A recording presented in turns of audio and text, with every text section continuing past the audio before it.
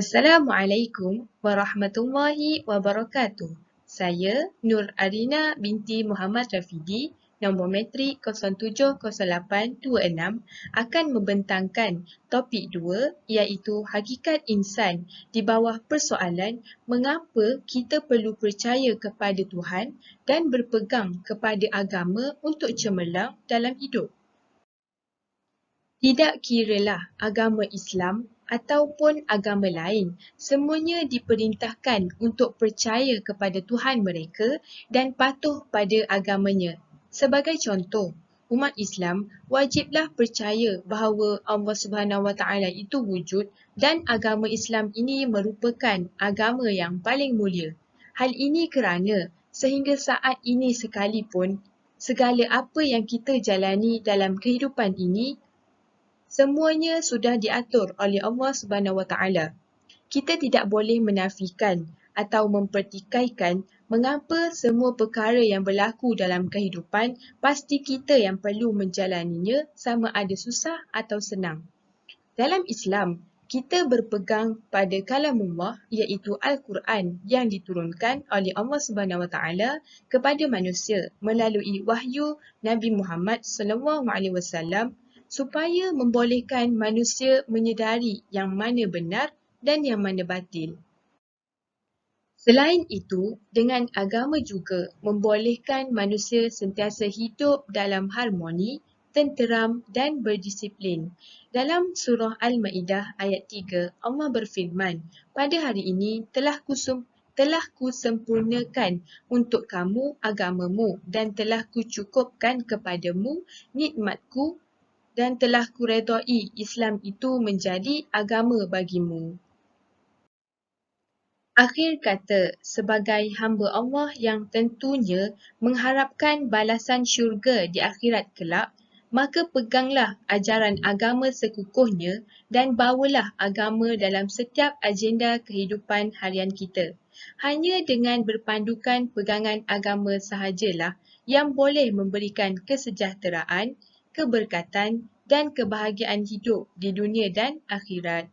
Ingatlah selalu akan pesan baginda Nabi SAW sebagaimana terkandung dalam sabdanya yang diriwayatkan oleh Abu Daud yang bermaksud, "Janganlah memandang kecil kesalahan iaitu dosa, tetapi pandanglah kepada yang kamu menderhakainya iaitu Allah Subhanahu Wa Taala."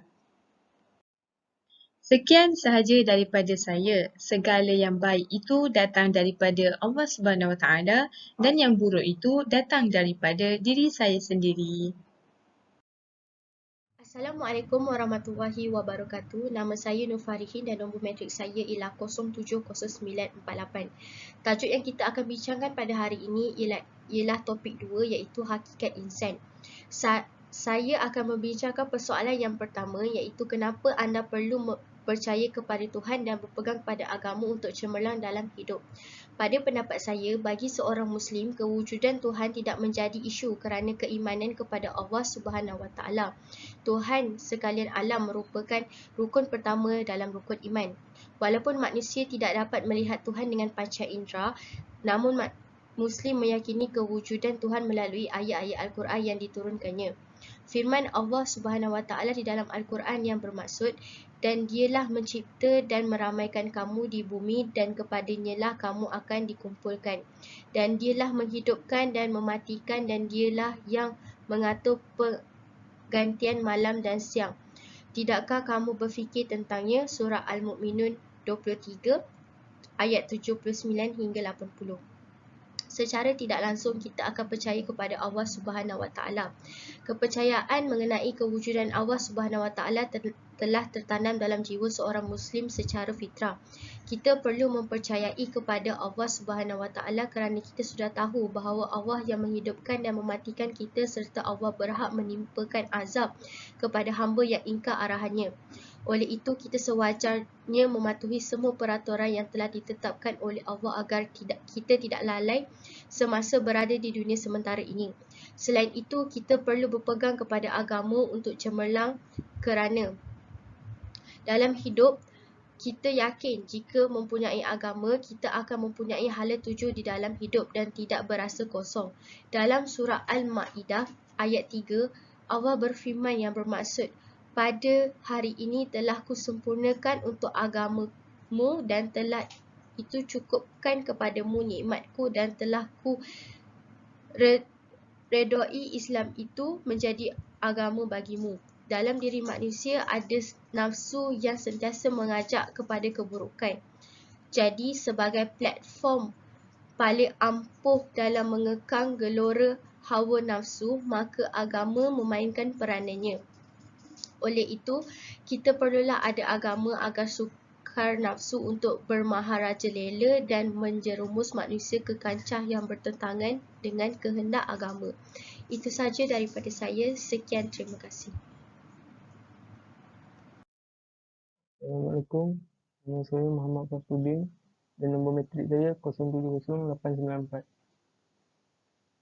Allah Subhanahu Wa Taala berfirman yang bermaksud, Dialah yang telah mentakdirkan adanya mati dan hidup kamu untuk menguji dan menzahirkan keadaan kamu. Siapakah di antara kamu yang lebih baik amalnya, dan Ia Maha Kuasa membalas amal kamu, lagi Maha Pengampun bagi orang-orang yang bertaubat. Surah Al-Mulk ayat 2. Pada ayat lain, Allah Subhanahu Wa Taala juga berfirman yang bermaksud, dan jangan sesekali orang kafir menyangka bahawa kami membiarkan mereka hidup lama itu baik bagi diri mereka, kerana sesungguhnya kami biarkan mereka hanyalah supaya mereka bertambah dosa di dunia dan mereka pula beroleh azab seksa yang menghina di akhirat kelak. Surah Ali Imran ayat 178.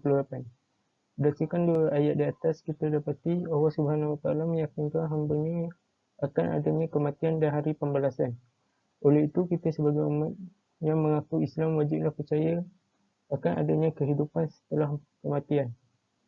Selain Islam, Kristen juga mempunyai bahawa adanya kehidupan selepas berlakunya kematian dan pembalasan pada hari akhirat. Soalan yang ingin dibincangkan pada hari ini ialah bagaimana kepercayaan yang kita pegang terhadap kehidupan selepas kematian mengawal diri kita untuk menjadi insan yang baik. Kita sebagai umat Islam percaya bahawa adanya syurga untuk yang mentaati perintah Tuhan dan neraka untuk yang mereka mengingkarinya. Selain itu, kita juga percaya bahawa setiap perbuatan kita akan dibalas di akhirat kelak. Dengan ini kita akan lebih memikirkan setiap perbuatan yang ingin dilakukan. Penghayatan tentang destinasi terakhir manusia ini, iaitu negeri sebagai tempat kembali dan tempat tinggal yang abadi, merupakan pengetahuan yang mesti ada dalam minda setiap Muslim. Ia penting agar kita dapat memperbaiki tahap ilmu dan amalan kita dan mempersiapkan diri dengan takwa. Kesimpulannya, kita hendaklah berpegang teguh dengan ajaran agama Islam agar kita tidak terpesong akidah dan berjaya di dunia dan juga di akhirat. Assalamualaikum warahmatullahi wabarakatuh. Nama saya Najwa Nabila bin Jamil Asman, nombor matriks 070825. Ingin menjawab soalan 2, iaitu kepercayaan yang saya pegang terhadap kehidupan selepas kematian mengawal diri saya untuk jadi insan yang lebih baik. Rasulullah SAW pernah bersabda yang bermaksud sebaik-baik manusia ialah orang yang diberi panjang umur dan digunakan untuk membuat kebaikan, dan sejahat-jahat manusia ialah orang yang diberi Tuhan umur yang panjang tapi digunakan untuk kerosakan dan kejahatan. Hadis ini daripada hadis riwayat Ahmad. Jadi ramai tidak menghiraukan urusan menikmati kematian, seolah-olah merasakan kematian itu ditulis untuk orang lain. Akibatnya, mereka tidak sungguh-sungguh melakukan amal kebajikan untuk memperbaiki diri sendiri. Berbeza dengan perasaan untuk bercerita supaya hidup mati. Situasi ini ia membuatkan seorang itu berasa untuk putus asa dalam kehidupan kita, dan akibat dia terima ujian. Mengingati mati ini bukan sahaja mahu manusia untuk meminta lekas mati, macam cepat-cepat nak mati, macam bunuh diri gitu kan. Tapi ia menyebabkan untuk mendorong manusia supaya meletakkan matlamat yang jelas dalam kehidupan untuk dunia dan di akhirat. Jadi manusia yang semati-mati dari Allah SWT sentiasa mengawasi setiap tindakan yang dilakukan oleh setiap manusia. Kematian setiap muslim itu bergantung kepada amalan yang dilakukan sepanjang hidupnya. Sekian daripada saya. Sekian, terima kasih.